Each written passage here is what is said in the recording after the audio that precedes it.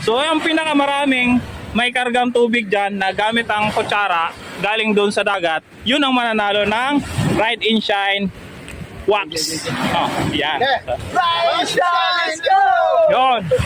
So bilang, mamaya pa ako magbibilang. Kasi konti pa lang yung tubig na naiipon nyo. Mukhang sinasama niya yung tulo ng buhok niya. Okay. Lahat pwedeng gawin basta may dala kayong tubig. Napakagaling, napakaangas ito, napakaangas.